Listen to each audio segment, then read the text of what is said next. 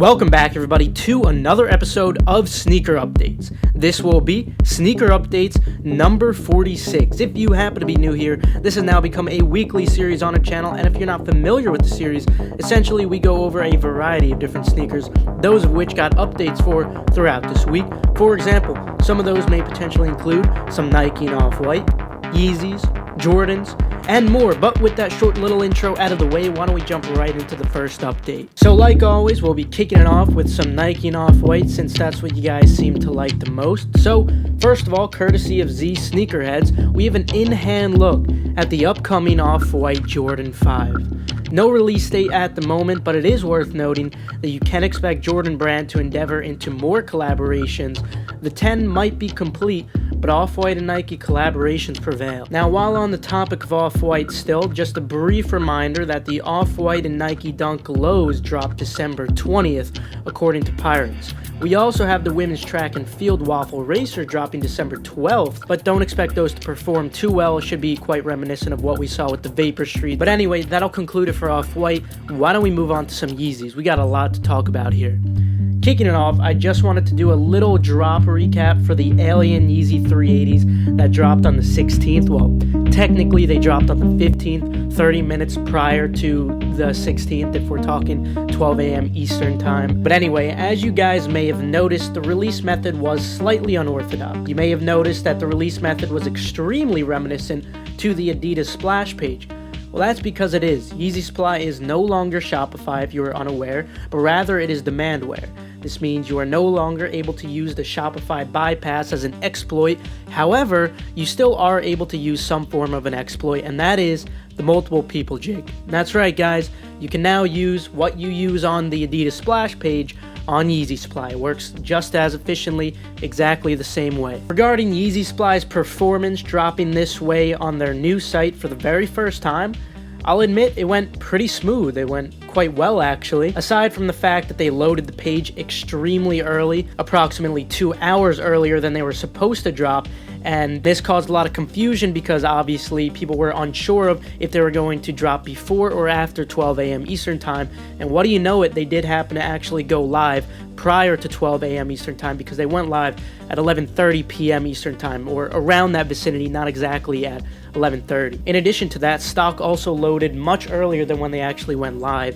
Hence, it's quite difficult to distinguish when Yeezy Supply will actually go live in the future. There's no exact way to pinpoint a time when the splash page actually begins to let people through, which is quite frustrating. You know, with Adidas, it's usually around 10 a.m. Eastern time, but when it comes to this now, it's completely unknown. It could be 2 hours from when they load it up. It could be an hour. You never know. So that is one frustrating part about it. You would have to wait until you see the page literally state the sale has started, so that's a little frustrating.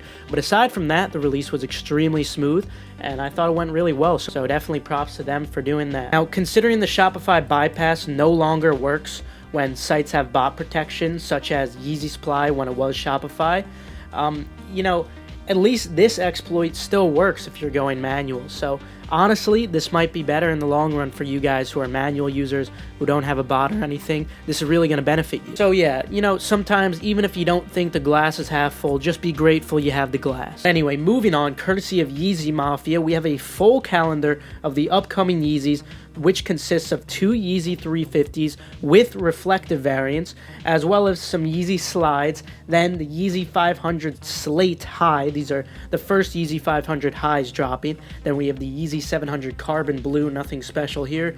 And finally, the Yeezy 700 V3, which is a very unique concept because it actually just so happens to glow in the dark. Now, also courtesy of Yeezy Mafia, we have a mock-up of the Yeezy 350 V2 Desert Sage, which drops in early 2020. Similar accents to what we've seen with the Yeezy 350 V2 True Form, but an entirely different upper, which I think is pretty awesome. But now, moving on to Jordans, kicking it off, courtesy of Z Sneakerheads again, we have a look at the women's Jordan 1 Luck Green that should be dropping in October of 2020. Moving on, courtesy of Gerardo, we have a better in-hand look at the Lance Mountain SB Jordan 1 Low.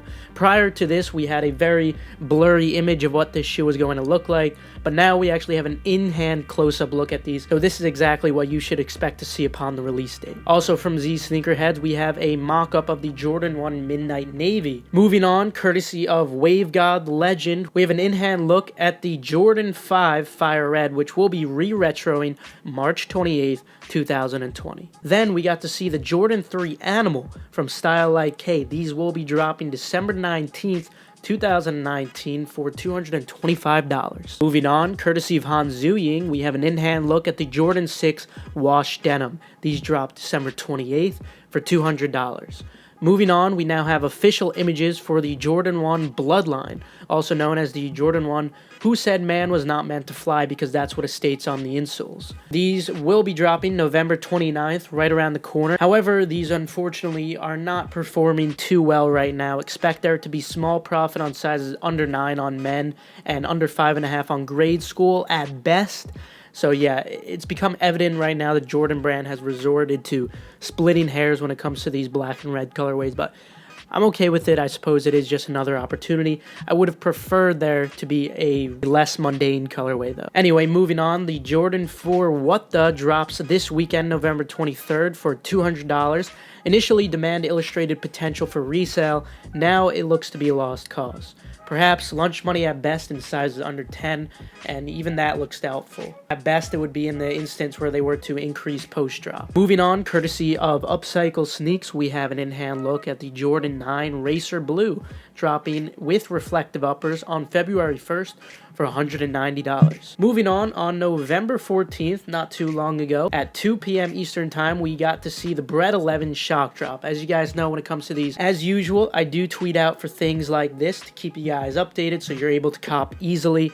Feel free to follow my Twitter. My Twitter is KeithAdam10. Of course, I tweeted out for the Travis and also the Aliens, all that good stuff, so feel free to give me a follow for those more urgent or smaller updates. Regarding the Bread 11, though, the full drop will occur on December 14th for $220. For those who have been watching the channel for years now, you know that this is my favorite sneaker, not just aesthetically, but sentimentally. Moving on, November 22nd for $220, another pair of Jordan 11 cleats will be dropping. This time, it will be on the cool gray colorway. Expect sizes over 10 to have small profit. Nothing too significant like it was on the Concord pair or on the black and red pair, though. Then, courtesy of Z Sneakerheads, we have another Jordan 1 mock-up. This will be the Jordan 1 Mocha, dropping holiday 2020 for $170. Moving on, Offset was recently spotted wearing the Travis Scott Jordan 6 in yellow. Hence, if you did have any doubts about a few weeks ago when I did make a video on these, hopefully Offset wearing these removes all doubts that these actually do exist, and hopefully we can look forward to a public release for these. Finally, on November 22nd for $130, the Factasm Jordan 1 Mid will drop. Small sizes will do best, of course, when it comes to all men's Jordan 1s, but expect all sizes under 12 to be profitable, at least by a small margin. Now, with Jordans out of the way, why don't we move on to some miscellaneous sneakers. Starting it off, courtesy of Soles by JC, we have an in-hand look at the Supreme and Nike Air Cross Trainer 3 Low in white and also black, both of which are dropping in spring of 2020 for $130. Personally, I think these look absolutely disgusting, and I highly doubt that they'll end up performing well, but let me know your thoughts on this pair, of course. Moving on, courtesy of Kiku's Show, we have on-feet pictures of an upcoming Sakai LD Waffle dropping in summer of 2020. Just another pair of Sakai's. Of course, we're all looking forward to these, whether it's for personal wear or for resale purposes. Then we got an in-hand look at the Kith and Nike Air Force One collaboration. This pair drops for $120 in spring of 2020. In addition to that, we have an in-hand look at the Air Force One Peace -1 in jewels. This exclusive version goes along with the pair dropping November 23rd this weekend for $200. The Paranoid. Expect both of which to be very profitable. I would not suggest sleeping on either of the pairs despite them being a higher retail. But with that, that'll actually conclude it for today's video. So if you did happen to enjoy, feel free to leave a like. If you did perhaps enjoy or learn a thing or two, and also subscribe and turn on post notifications just so you're 100% updated when it comes to any hype sneaker release in the future. With that, I'll see you guys later.